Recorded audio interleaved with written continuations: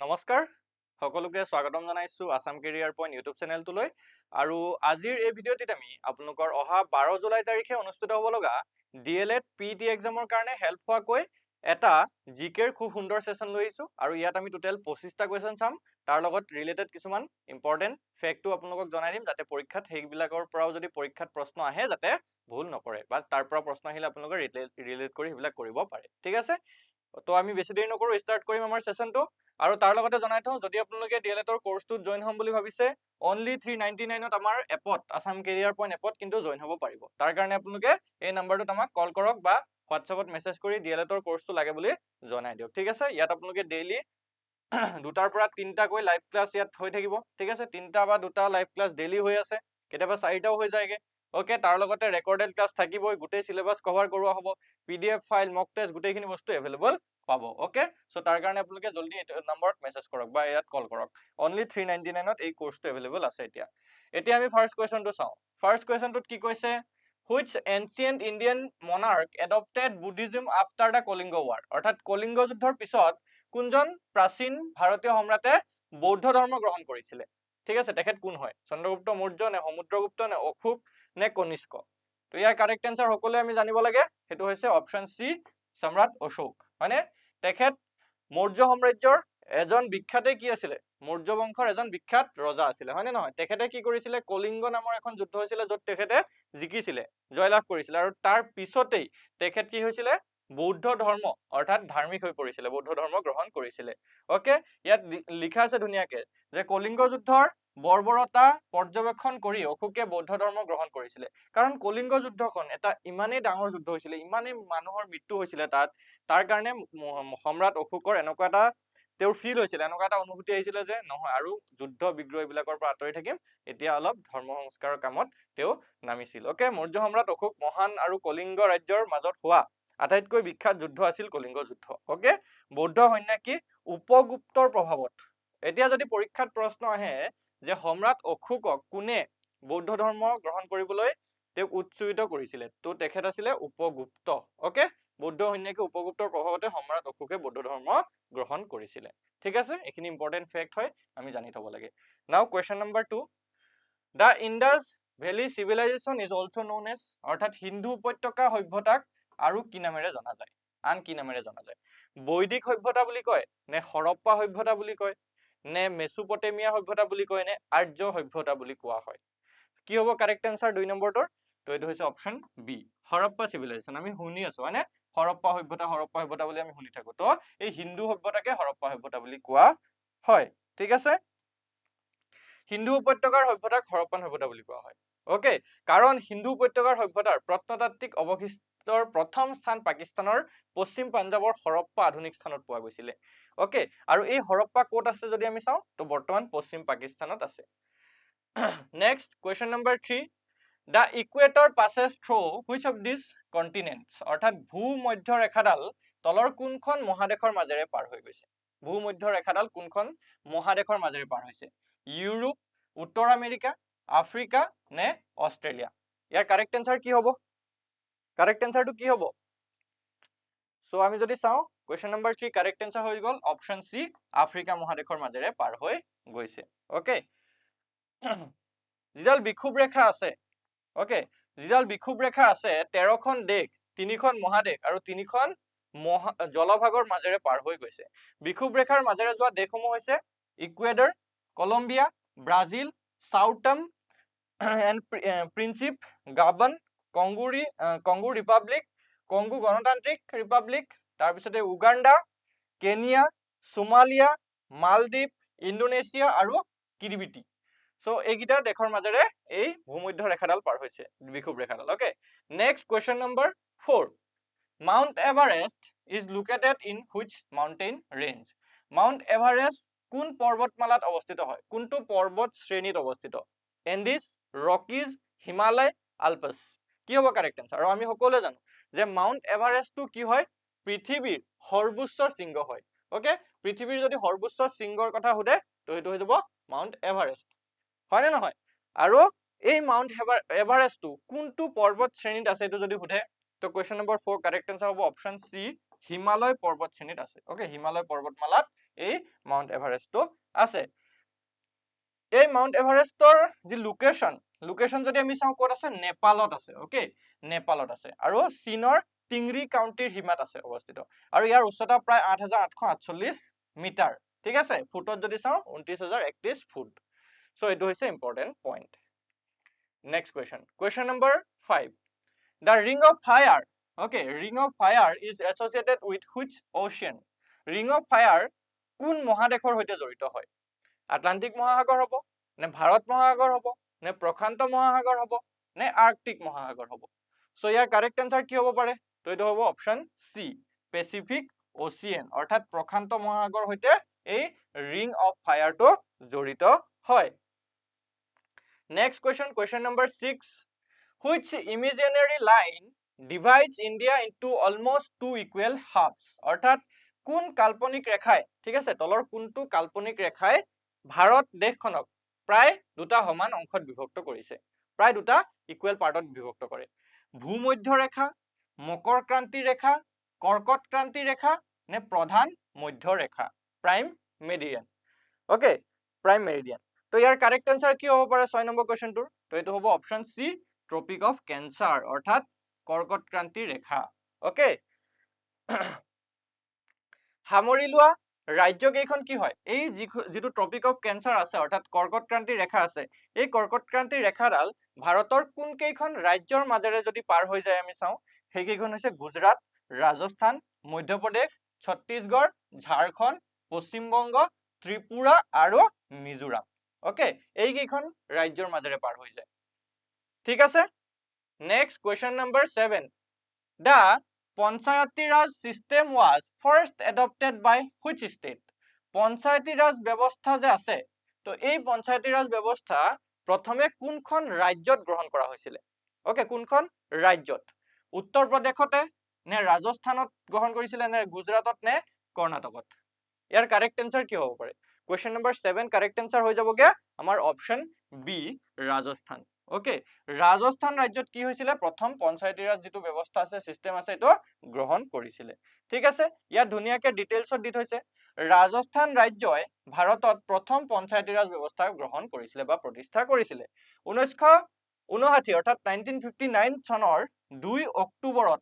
নগৰ জিলাৰ ৰাজস্থান ৰাজ্য অৰ্থাৎ ৰাজস্থান ৰাজ্যৰ নগৰ জিলাই প্ৰথম পঞ্চায়ত ৰাজ ব্যৱস্থা গ্ৰহণ কৰিছিল যদিও প্ৰথমে অন্ধ্ৰ প্ৰদেশে আৰম্ভ কৰিছিল ওকে আৰু ইয়াত দুনিয়াকে ডিটেইলছত দিয়া আছে আপোনালোকে পঢ়ি চাব পাৰে next question number 8 what is the atomic number of hydrogen হাইড্ৰোজেনৰ পাৰমাণবিক সংখ্যা কিমান আমি সকলোৱে জানো হাইড্ৰোজেন যেটো আমাৰ শ্ৰেণী আছে ঠিক আছে আধুনিক যেটো পৰ্যায়বৃত্ত তালিকা বা শ্ৰেণী আছে তাত হাইড্ৰোজেনটো প্ৰথমতে হয় option A is the right answer তাৰ পিছত হিলিয়াম এনেকে লিথিয়াম বেৰিলিয়াম বোৰন এনেকে আগবাঢ়ি গৈ থাকে হয়নে সো হাইড্ৰোজেনৰ যেটো পাৰমাণবিক সংখ্যা এটো হৈ যাবগে অপচন এ 1 ওকে 2 নম্বৰ হৈছেগে আমাৰ কলৈ না হিলিয়াম তেনেকে 8 নম্বৰ অক্সিজেন আহে next which part of the human eye acts like a camera অৰ্থাৎ মানৱ চকুৰ কোনটো অংশই এটা ক্যামেৰাৰ দৰে কাম কৰে ঠিক আছে এটা ক্যামেৰা যেনেকে কাম কৰে মানুহৰ চকুৰ তেনেকা এটা পাৰ্ট আছে সেই পাৰ্টটো কোনটো হয় কৰ্নিয়া লেন্স ৰেটিনা নে পিউপিল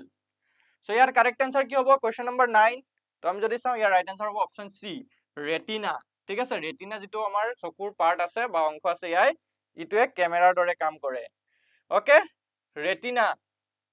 পোহৰ ধৰা পেলাই আৰু ইয়াক সংকেতলৈ ৰূপান্তৰিত কৰে ঠিক আছে আমি যে কিবা এটা বস্তু দেখা পাওঁ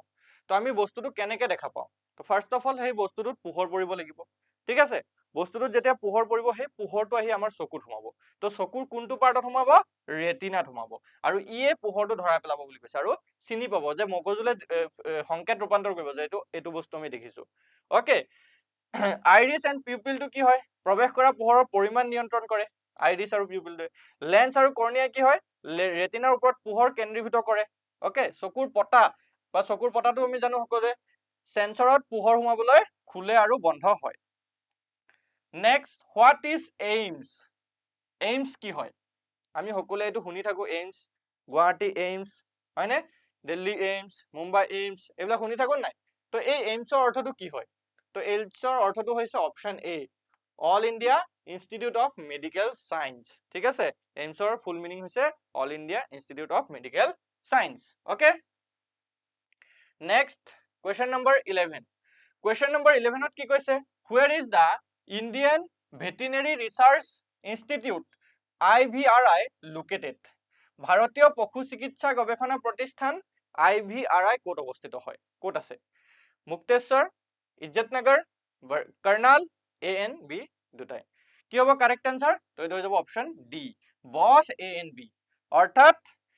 মুক্তেশ্বৰ আৰু ইজ্জতনগৰ দুইটাতে কি আছে এই ভাৰতীয় পশু চিকিৎসা গৱেষণা প্ৰতিষ্ঠানটো আছে ওকে ইয়াত ধুনিয়াকে লিখা আছে মূল চৌহদ হৈছে ইজ্জতনগৰ বৰেলি উত্তৰ প্ৰদেশ তাৰ লগতে আঞ্চলিক চৌহদ অৰ্থাৎ ৰিজনেল এটা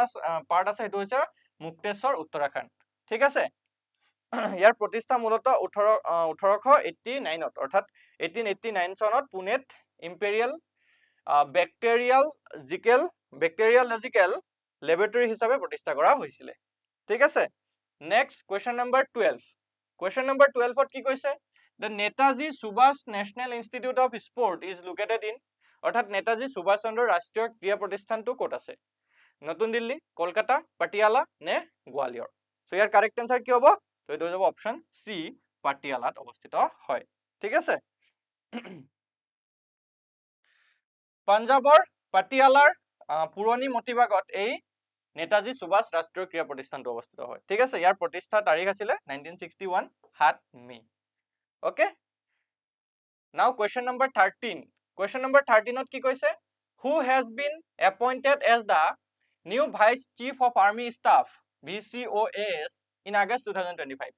2025 চনৰ আগষ্ট মাহত কাক নতুন উপসেনা প্ৰধান হিচাপে নিযুক্তি দিয়া হৈছিল কি হ'ব কাৰেক্ট আনসাৰ কি হ'ব সো এটো হৈ যাব কি অপচন এ লেফটেনেন্ট জেনাৰেল পুষ্পেন্দ্ৰ সিংক ঠিক আছে লেফটেনেন্ট জেনাৰেল পুষ্পেন্দ্ৰ সিংক 2025 চনৰ আগষ্ট মাহত নতুনকৈ সেনা উপপ্ৰধান হিচাপে নিযুক্তি দিয়া হৈছে next okay next question who was the recipient of the Kalinga Ratna Award 2024 presented by the President of India ইয়াত সনটো ইম্পৰ্টেন্ট দে মনত ৰাখিব যে 2024 ৰ হদিছে ভাৰতৰ ৰাষ্ট্ৰপতিয়ে প্ৰদান কৰা কলিংগ ৰত্ন বঁটা 2024 কোনে লাভ কৰিছে আমাৰ সনখিনি ইম্পৰ্টেন্ট হয় 2024 ৰ হদিছে নে 2025 ৰ হদিছে নে 2026 ৰ হদিছে কেতিয়া হদিছে এইখিনি চাব ইম্পৰ্টেন্ট ওকে সো ইয়াৰ কাৰেক্ট আনসাৰ হৈ যাব কি option C union education minister Dharmendra Pradhan তেখেতে এই কলিংগ ৰত্ন বঁটা 2024 লাভ কৰিবলৈ সক্ষম হৈছে ওকে আৰু বৰ্তমানৰ যি ভাৰতৰ প্ৰধানমন্ত্ৰী দ্ৰৌপদী মুৰ্মুৱে এই যি এৱাৰ্ডটো আছে প্ৰদান কৰিছিল next author of the book the three mistakes in my life এই গ্ৰন্থখনৰ লেখক কোন অমৃতা প্ৰীতম নে ঝুম্পা লাহিৰি নে ৰাস্কিন বৰ্ড নে কি হ'ব চেতন ভগত তো ইয়াৰ কাৰেক্ট আনসাৰ হ'ব option D Chetan Bhagat is the right answer okay Chetan Bhagat হ'ব শুদ্ধ উত্তৰ ঠিক আছে next question number 16 who authored the book the challenge of the world poverty এই গ্ৰন্থখন কোনে লিখিছিলে অমৃত্য সেন গুনাৰ মিডল জিন ড্ৰেজ या আদাম স্মিথ ইয়াৰ কাৰেক্ট আনসাৰ কি হ'ব পাৰে সো এটো হ'ব option B Gunnar Myrdal okay next question number 17 which is the capital of Lebanon লেবাননৰ ৰাজধানী কি ওকে লেবানন দেশখনৰ ৰাজধানী কি হ'ব বেইৰুট নে ভিয়েন্টিয়ান নে টকিঅ নে সিউল তো ইয়াৰ ৰাইট আনসাৰ হৈ যাব কি option A Beirut is the right answer next question what is the name of the currency of Belgium বেলজিয়ামৰ মুদ্ৰা কি হয় মুদ্ৰাৰ নামটো কি হয় বলিভিয়ান ইউৰো বেলজিয়ান ফ্ৰাংক या বাৰবাটছ এডলাৰ সো ইয়াৰ কাৰেক্ট আনসাৰ কি হৈ যাব এটো হৈ যাব option B euro okay euro is the right answer ঠিক আছে নাও question number 19 ত কি কৈছে which continent is called the continent of thirsty land কোনখন মহাদেশক পিয়াহ ভূমিৰ মহাদেশ বুলি কোৱা হয় okay continent of thirsty land ইয়াত অপচন দিছে আমাক আফ্ৰিকা নে অষ্ট্ৰেলিয়া নে এছিয়া নে এন্টাৰ্কটিকা তো কাৰেক্ট আনসাৰ কি হ'ব ইয়াৰ তো এটো হৈ যাবগে অপচন বি ওকে অষ্ট্ৰেলিয়া দেশখনক land of the thirsty land বুলি কোৱা হয় continent of the thirsty land বুলি কোৱা হয় ওকে অষ্ট্ৰেলিয়াত বহুতো শুকান শুকান মৰুভূমি অঞ্চল আছে ঠিক আছে মৰুভূমি অঞ্চল মানে কি য'ত বৰষুণৰ পৰিমাণ খুব নহয় খুব কম হয় 35% তকৈ কি হয় কম বৰষুণ হয় তো সেইবিলাককে কি বুলি কোৱা হৈছে আমাৰ শুকান area okay what is the peninsular continent called অৰ্থাৎ উপদ্বীপীয় মহাদেশ কাক কোৱা হয় ওকে উপদ্বীপীয় মহাদেশ কাক কোৱা হয় ইউৰোপক কয় এছিয়াক কয় উত্তৰ আমেৰিকাক কোৱা হয় নে অষ্ট্ৰেলিয়াক কোৱা হয় তো কোৱেশ্চন নম্বৰ 20 কাৰেক্ট আনসাৰ কি হ'ব তো এইটো হ'ব অপচন এ ইউৰোপ ওকে ইউৰোপক উপদ্বীপীয় মহাদেশ বুলিও কোৱা হয় ঠিক আছে next question number 21 which country virtually hosted the 4th BIMSTEC disaster management exercise 2025 কোনখন দেশে চতুৰ্থ বিমষ্টেক দুৰ্যোগ ব্যৱস্থাপনা অনুশীলন 2025 ভাৰ্চুৱেলি আয়োজন কৰিছিলে কোনখন দেশ হ'ব থাইলেণ্ড হ'ব ম্যানমাৰ হ'ব ভাৰত নে বাংলাদেশ কোনে আয়োজন কৰিছিলে এখন সো এইটো হৈ যাব কি অপচন সি আমাৰ ভাৰতে আয়োজন কৰিছিলে ঠিক আছে question number 22 Thrissur Puram festival is celebrated in which state Thrissur Puram যি উৎসৱ আছে সেই উৎসৱটো কোন ৰাজ্যত পালন কৰা হয় কোনখন ৰাজ্যত পালন কৰে কেৰালা ৰাজ্যত তামিলনাডুত কৰ্ণাটক নে তেলেংগানাত পালন কৰে তো কোৱেশ্চন নম্বৰ 22 কাৰেক্ট আনসাৰ কি হ'ব পাৰে অপচন এ হ'ব শুদ্ধ উত্তৰ কেৰালাত পালন কৰা হয় ঠিক আছে থ্ৰিসুৰ পুৰম যেটো ফেষ্টিভেল আছে কেৰালাৰ বদকুন্নাথন মন্দিৰত পালন কৰা হয় next question number 23 The Archaeological Survey of India ASI recently found 11 Satavahana era inscription in which state অৰ্থাৎ ভাৰতীয় যি প্ৰত্নতাত্ত্বিক সাৰ্ভে আছে ASI এইটোৱে হেহতে কয় 11টা হাতবাহন যুগৰ শিলালিপি বিচাৰি পাইছে তো এই শিলালিপি কোনখন ৰাজ্যত বিচাৰি পাইছে সুধিছে আমাক মহাৰাষ্ট্ৰ হ'ব নে কৰ্ণাটক হ'ব নে তেলেংগানা নে তামিলনাডু হ'ব তো আমি যদি ইয়াৰ কাৰেক্ট আনসাৰ চাওঁ এটা হ'ব অপচন সি তেলেংগানা ৰাজ্যত বিচাৰি পাইছে ঠিক আছে ভাৰতীয় প্ৰত্নতাত্ত্বিক জৰীপ তেলেংগানাৰ পেড্ডাপল্লী জিলাৰ গুণ্ডাৰাম সংৰক্ষিত বনাঞ্চলত হাতবাহন যুগৰ 11টা শিলালিপি আৱিষ্কাৰ কৰিছিলে খ্ৰীষ্টপূৰ্ব প্ৰথম শতিকাৰ পৰা 6ষ্ঠ শতিকালৈকে এই আদিম ব্ৰাহ্মী লিপি প্ৰাকৃত ভাষাৰ শিলালিপিসমূহক হাতবাহন বংশ সুতু বংশ আৰু কুমাৰ হাকুচিৰি নামৰ এজন ৰাজকুমাৰৰ কথা উল্লেখ আছে বুলি কৈছে ঠিক আছে নেক্সট 24 নম্বৰ কোৱেশ্চনত কি কৈছে মালবা উৎসৱ is mainly celebrated in which Indian state অৰ্থাৎ মালবা উৎসৱ মূলতঃ কোন ভাৰতীয় ৰাজ্যত উদযাপন কৰা হয় মধ্যপ্ৰদেশত উদযাপন কৰে নে উত্তৰ প্ৰদেশ নে মহাৰাষ্ট্ৰ নে গুজৰাটত উদযাপন কৰে তো ইয়াৰ ৰাইট আনসাৰ হৈ যাব কি অপচন এ মধ্যপ্ৰদেশ ৰাজ্যত উদযাপন কৰা হয় ঠিক আছে মালবা উৎসৱ প্ৰধানকৈ মধ্যপ্ৰদেশ ৰাজ্যত পালন কৰা হয় ইন্দোৰ আৰু উজ্জয়িনৰ দৰে চহৰত প্ৰতি বছৰ অনুষ্ঠিত হোৱা ৰাজ্যৰ এক অন্যতম আৰু বৃহৎ সন্মানীয় সাংস্কৃতিক উৎসৱ হৈছে এই মালবা উৎসৱটো ওকে সো আজি আহি আমি শেষৰ কোৱেশ্চনটো পাইছো শ্ৰী বাকে Bihari temple is located in which city of Uttar Pradesh ঠিক আছে শ্ৰী বাকে বিহাৰী মন্দিৰ উত্তৰ প্ৰদেশৰ কোন চহৰত অৱস্থিত হয়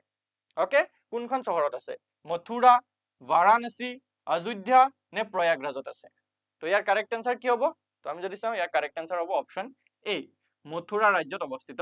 হয় ওকে সো আজি আমি এইখিনি কোৱেশ্চনে চালো আপোনালোকৰ যদি ভিডিওটো ভাল লাগি থাকে ভিডিওটো এটা লাইক কৰি দিব আৰু আমাৰ চেনেলটো সাবস্ক্ৰাইব কৰি ল'ব ওকে আৰু যদি পিডিএফ সমূহ বা আপোনালোকৰ যদি ডিএলএডৰ কোৰ্স সমূহ লাগে তেতিয়া হলে আমাক কন্টাক্ট কৰিব আৰু বহুত বেছি দিন সময় নাই আপোনালোকৰ হাতত খুব সোনকালে আপোনালোকে আমাক কন্টাক্ট কৰক আৰু এই কোৰ্সটোত এনৰোল হৈ লওক ধন্যবাদ